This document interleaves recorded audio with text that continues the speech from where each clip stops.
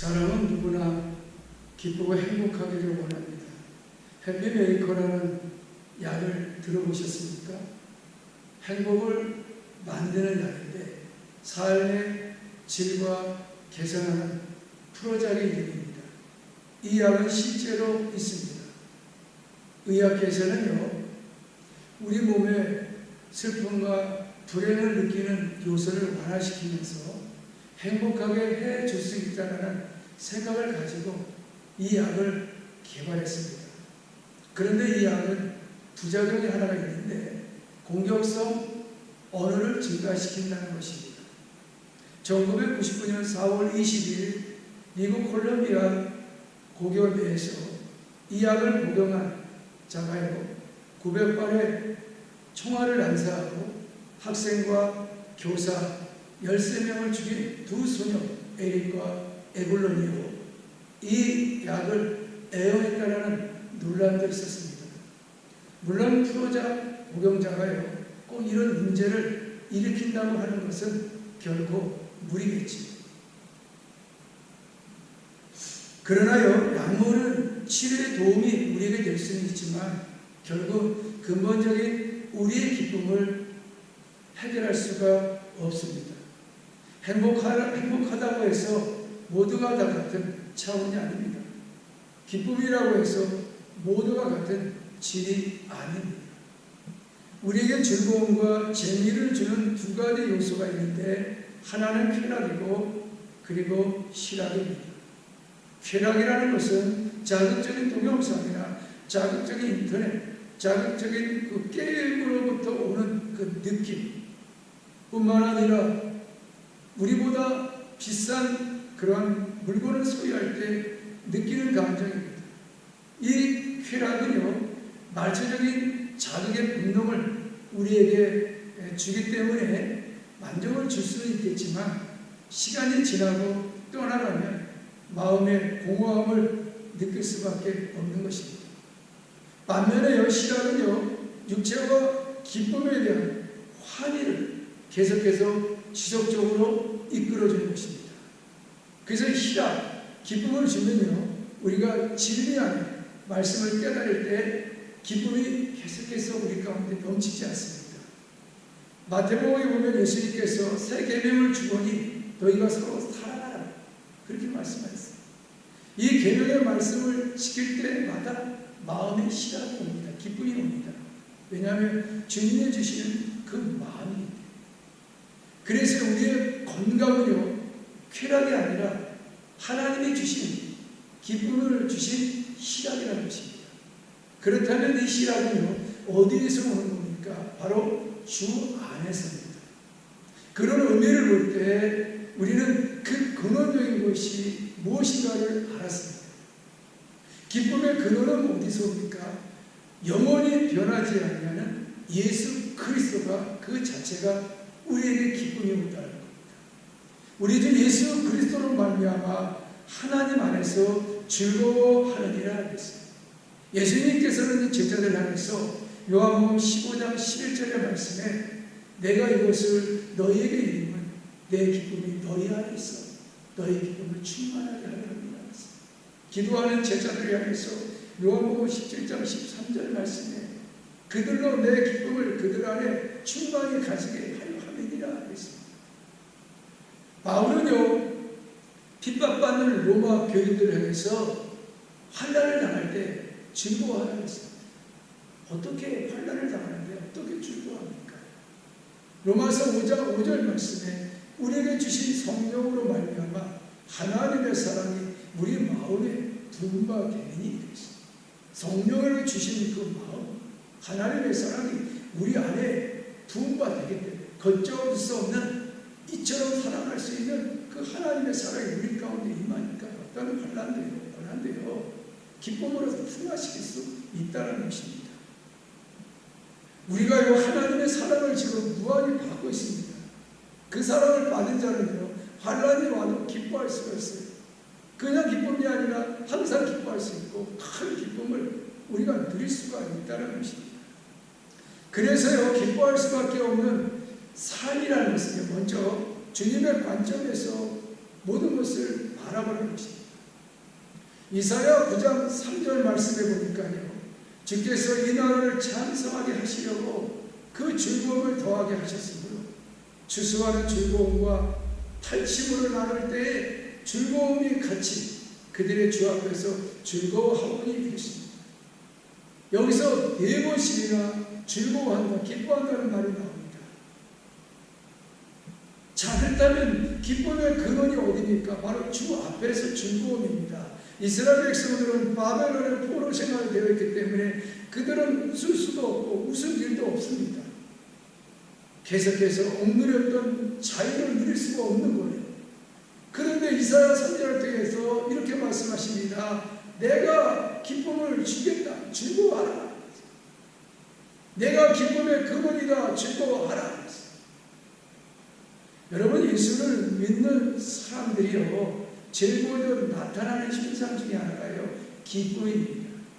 이 기쁨이라는 것은 리조이라는 말의 뜻인데 회복이라는 말이에요.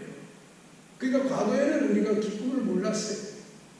쾌락으로 살아갔던 그 인생들이기 때문에 세상에 주는 그 기쁨을 누리며 살아갔는데, 이제는 예수 그리스도를 통해서 우리가 죄를 사함받고 하나님의 자녀가 되는 순간 주님이 주시는 그 신앙, 그 기쁨을 우리가 누릴 수가 있는 거예요. 요한복음 4장에 보면 수가성 여인이 나옵니다. 이 여인은요, 5명의 남자가 있었고 지금도 남자가 있습니다. 아마 이 여인의 마음속에는 마음이 좀 공허합니다. 마음의 그 공허함을 좀 남자를 통해서 채우려고 하는 그 욕망이 있었던 것 같아요. 그런데 그 욕망을 채우려고 해도 욕망과 마음의 허전함을 채울 수 있습니까? 채울 수가 없어요. 그래서 예수님이 이 여인을 향해서 이 물을 마시는 자는 영원히 목마르지만 내가 주는 이 물을 마시는 자는 이 성생수 속에서 샘이 솟아오르리라. 쾌락으로 살아갔던 이 여인에게 예수님은 기쁨의 근원인 희락을 주셨다. 이 희락을 받았던 이 여인은 이제는 많은 사람들에게 알려졌던 자기 얼굴에 창피함을 무릅쓰고 과거의 남자들과 살았던 그것을 무릅쓰고 이제는 희락을 가진 거였죠. 사마리아에 가서 복음을 전합니다. 와봐라. 내가 메시아를 만났다라고 복음을 전하지 않습니까? 여러분요, 우리가 예수님을 만난 그 기쁨을 이루 말할 수가 없습니다. 자, 그렇다면 무엇 때문에 우리는 기뻐할 수 있을까요? 무엇 때문에 우리는 즐거워할 수 있을까요? 미래의 약속이요, 우리에게 보장되어 있기 때문에 그렇습니다.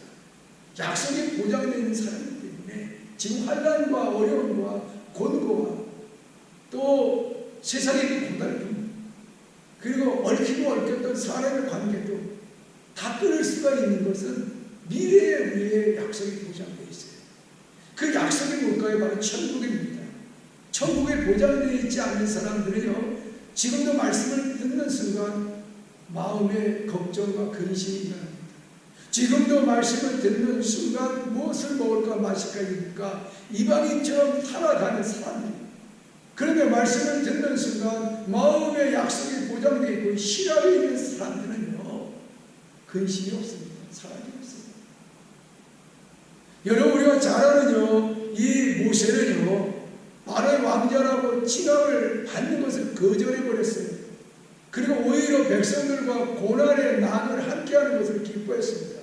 왜 그럴까요? 천국이 약속되어 있기 때문에. 그래서 바울은 현재 고난은 장차 나타날 영광에 좋게 비교할 수 없을 정도. 그래서 이 세상을 천년만년 사는 것이 아닙니다. 이 세상은 주님이 오라 그러면 모든 걸 포기하고 가야 됩니다. 이 세상은 나그네. 그런데 이 나그네 같은 인생을 살아가면서 더 많은 것이 우리에게 주어진 천국이 우리에게 보장되어 있어요. 거기에는 상급이 있습니다. 거기에는 먼저 간 우리 선조들이 있습니다. 거기는 사랑하는 자녀들도 있고 아버지들도 있고 부모님들도 있어요.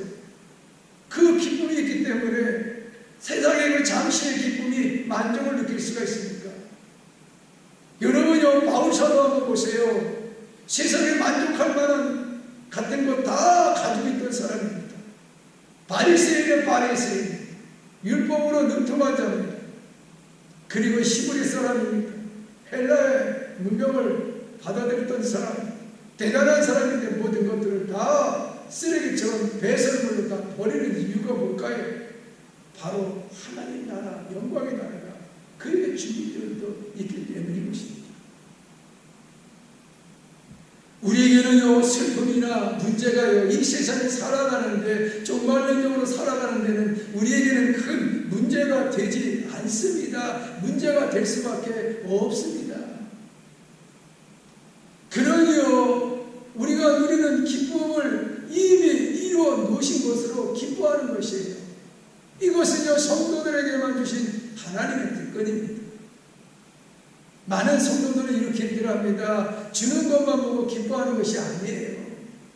이미 구원을 이루어 놓으신 분을 기뻐하고 이미 죽음의 문제를 해결해 놓으셨기 때문에 기뻐할 수 있는 것입니다.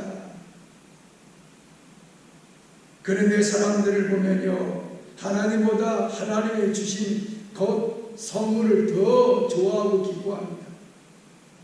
그것은 온전한 그런 기쁨이 아니에요. 하나님이 주신 것 중에 뭘까요? 여러분, 물질도 있을 것이고 자녀가 잘 되는 것도 있을 것이고 그 다음에 건강해질 수 있었던 것도, 물론 그것이 기쁘다고 할 수 있겠지만 그거를 기쁨으로 누린다면 온전한 기쁨이 아닌 것입니다. 여러분, 사랑하는 여인이 있었습니다. 여인, 너무 사랑하는 여인이 있었어요. 그 여인 자체가 기쁨입니다. 그런데 뭐 여행을 가든 밥을 먹든 운전을 하든 뭐 영화 구경을 하든 그게 기쁨이 아니에요. 그 여인 그 자체 때문에 기쁨이라는 거예요. 마찬가지입니다. 예수 그리스도를 믿는 사람들은 예수님 그 자체가 우리에게 기쁨이에요. 우리 기쁨이에요. 여러분 아멘이십니까? 그래서 주 안에서 누리는 기쁨은요, 역동적이고요, 주 안에서 누리는 것은 힘입니다. 주 안에서 누리는 영은요, 환희의 영입니다. 영원한 생명을 얻는 기쁨은요, 본질적인 기쁨이기 때문에 기뻐하라, 기뻐하라, 내가 다시 말하면 기뻐하라는 것입니다. 그래서 이 기쁨은 그리스도의 임재에서 비롯되는 기쁨입니다. 이 기쁨은 영원히 지속되는 기쁨인 것입니다. 선한 목자 교회 담임하시는 유기성 목사님께서요, 영성일기 중에 기쁨이라는 글이 있습니다. 어느 날 성도 한 분이 소천을 하셨어요. 목사님은 장례 예배를 드려야 되는데 어떤 말씀을 전할까라고 하나님 앞에 한번 물었던 모양입니다. 그랬더니 그 순간 마음에 기뻐하라, 그런 말씀을 주신 것 같아요. 기뻐하라, 지금 유족들에게 기뻐하라. 아마 그 말씀을 전하고 난 후에는 비난의 여지가 많을 것 같아요. 아니, 기뻐하라는 말이 됩니까? 그래서 이 목사님은 계속해서 물어봤습니다. 그럴 때마다 기뻐하라, 기뻐하라는 거예요. 결정적인 말씀이 데살로니가서 5장 16절에 항상 기뻐하라는 것입니다.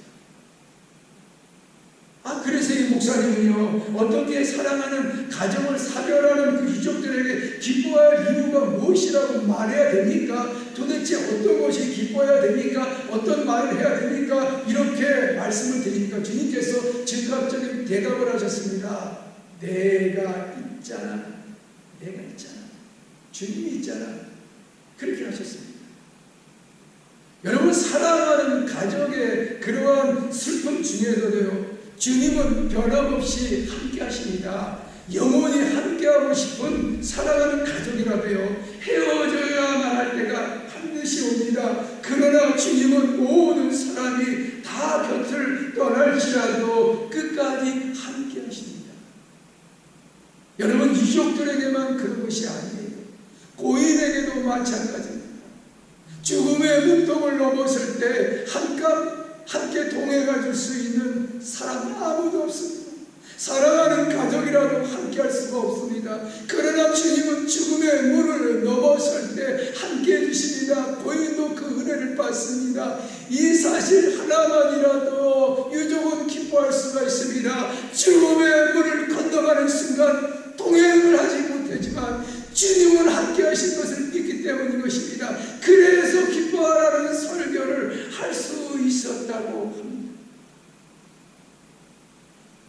우리는 살아가는 가족과 사별하는 순간에도 기뻐할 수 있는 그런 사람입니다. 주님은 그냥 주님이 아니에요. 주님은요, 세상 끝날까지 항상 너희와 함께 하신다라고 말씀하셨습니다. 교회를 섬기고 교회를 잘 섬기는 부부가 있었습니다. 어느 날요, 가정에서요, 말다툼이 일어납니다. 그리고요, 엎친 게 덮친 격으로 상처와 아픔들이 고리요, 깊어져 가고 있었습니다. 말도 안 하는 그런 상태예요.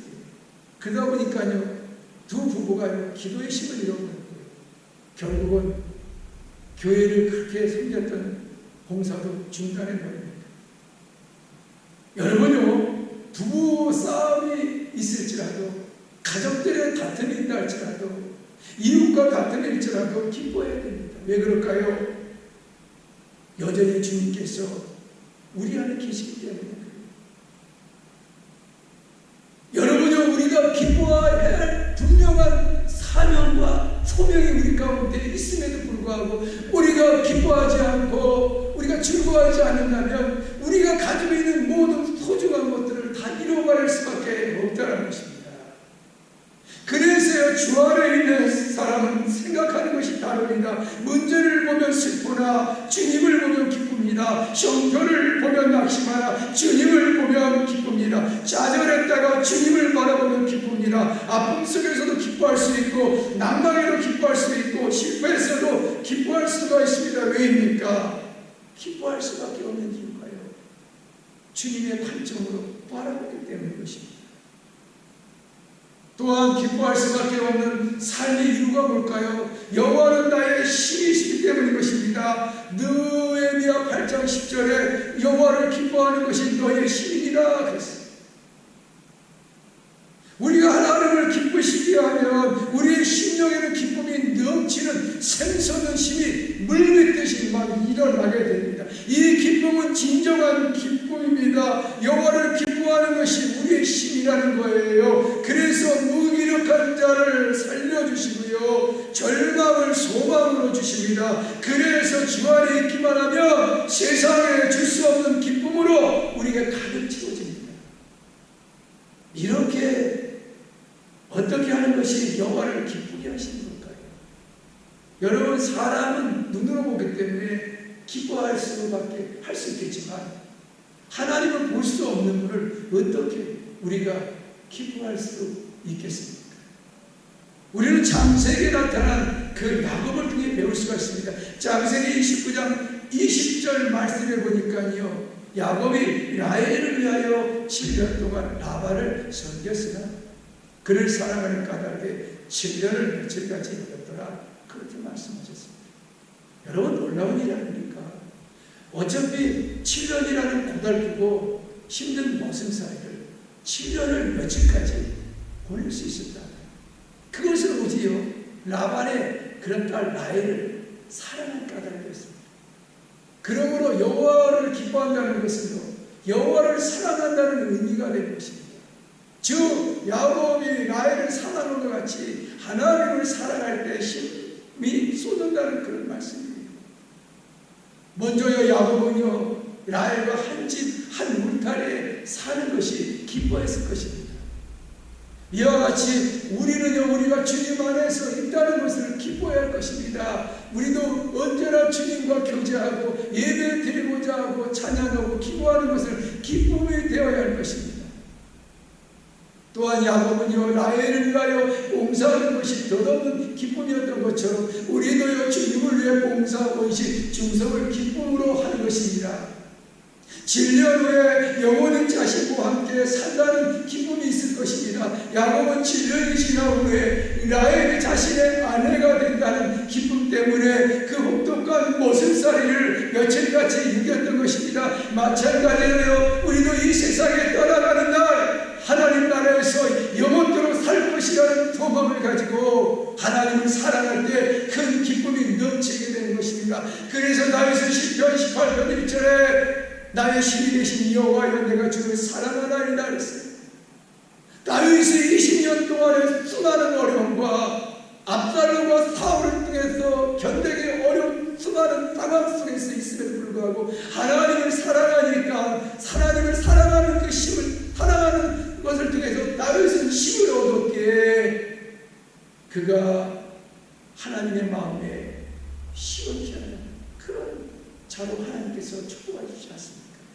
그러므로 우리가 기뻐할 수밖에 없는 이유는요, 여호와가 힘이 되기 때문인 것입니다. 마지막 세 번째는요, 기뻐할 수밖에 없는 이유가 뭘까요? 내 마음의 소원을 이루기 때문인 것입니다. 시편 37편 4절에 여호와를 기뻐하라, 그가 내 마음의 소원을 이루어 주리라. 내 마음의 소원을 이루어 주리라. 여호와를 기뻐하면요, 그것은 하나님의 명령일 수 있지만 또 한 가지를 볼 때 하나님이 우리에게 주시는 누리는 특권인 것이에요. 양면성이 있습니다. 하나님을 기뻐하지 않는 것은 범죄일 수 있겠지만 하나님을 기뻐하는 성도의 특권을 누리며 너무나 복되고 행복한 삶을 사는 것입니다. 그러면 왜 하나님을 기뻐해야 합니까? 하나님을 기뻐하는 이유는요, 내 마음의 소원을 하나님께서 이루어 주시기 때문인 것입니다. 마음에 간절한 소원을 품고 있으면, 마음에 간절한 비전을 갖고 있으면 하나님께서 하나님을 기쁠 수밖에 없고 그 마음의 소원을 하나님께서 응답해 주시는 거예요. 그래서 우리는 기뻐할 수밖에 없다는 것입니다. 왜냐하면 하나님께서 나의 비전과 소원을요, 이루어질 것을 믿기 때문에 그렇습니다. 여러분요, 하나님이 우리에게 기뻐하는 게 뭘까요? 믿음입니다. 믿음이 없이는 하나님을 기쁘시게 할 수가 없는 거예요. 믿음이 있는 자에게는 믿음을 보시고 하나님께서 상을 주시는 것입니다. 그래서 마음의 소원을 하나님께서 품고 있으면 하나님께서 이루어질 수 있는 그 믿음을 갖기 때문에 믿음을 통해서 하나님의 상을 주시는 것을 믿어요. 그래서 우리는 기뻐할 수밖에 없는 삶을 우리가 살아갈 수가 있다는 것입니다. 그러므로 마음에 큰 소원을 가질 때 하나님을 기뻐하며 하나님께서 그 소원을 이루어 주십니다. 그러니 신앙생활은요, 참 재미있고 쉽지 않습니까? 소원을 가져야 하나님을 기뻐할 수가 있는 거예요.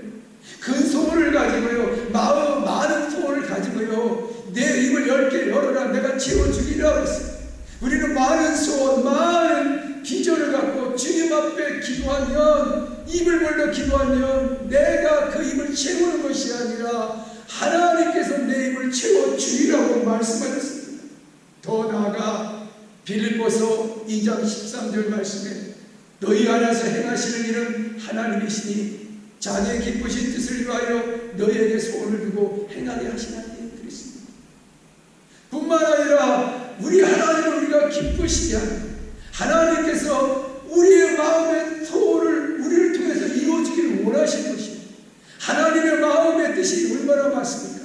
그런데 누구에게 그 마음의 소원을 주시는지 아세요? 하나님을 기쁘시게 하는 자, 하나님을 기뻐하는 자에게 하나님의 마음의 비전의 소원을 주시는 것입니다. 우리가 잘 아는 사도 바울은요, 아시아로 가려고 그가 기도하는 가운데 마게도냐의 환상을 보게 됩니다. 그게 뭘까요? 하나님의 마음의 소원을 마게도냐 환상으로 바울을 통해서 이루어지게 하십니다. 로마서 10장에 보니까요, 고넬료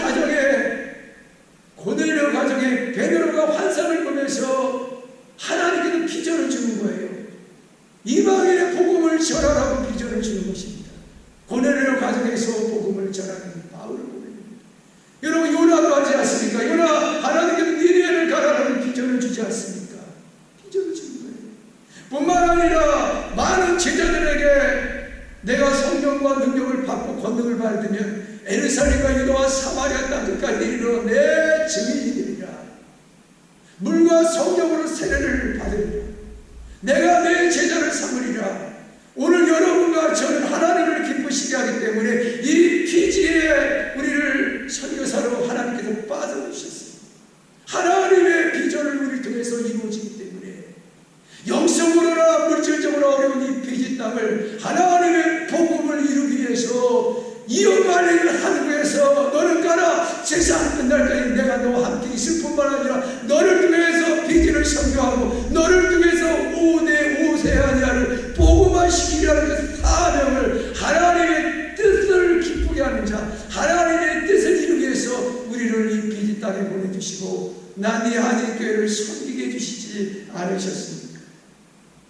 그래서 우리는 소원을 가질 때 그것을 이루어 주시는 하나님을 기뻐할 수밖에 없다는 것입니다. 말씀을 마치려고 합니다. 우리가 기뻐할 수 있는 것은 내 관점에서 보는 것이 아니라 하나님의 관점에서 보면 모든 것이 다 기뻐할 수밖에 없어요. 왜 그렇습니까? 주 안에서 주님 때문에 기뻐할 수밖에 없어요. 주님이 함께 하실 때입니다. 주 안에서만 이랬습니다. 그래서 본문에 보니까 주 안에서 기뻐하라 그랬어요. 사람의 영역이 아니라 주님의 영역입니다. 그래서 기뻐할 수밖에 없는 이유가 뭘까요? 하나님은 나의 힘이 되시기 때문에, 하나님을 기쁘시게 하면 마음의 소원을 이루어 주시기 때문에, 하나님을 기쁘시게 하면 하나님이 주시는 힘을 가지고 살아갈 수 있기 때문에, 오늘도 예배를 드리고 하는 성도들 가정에 이 세 가지의 말씀을 부여잡고 한 주간 믿음으로 승리하는 성도들 되기를 주님의 이름으로 축원해 드립니다. 하나님의 사랑에 감사합니다.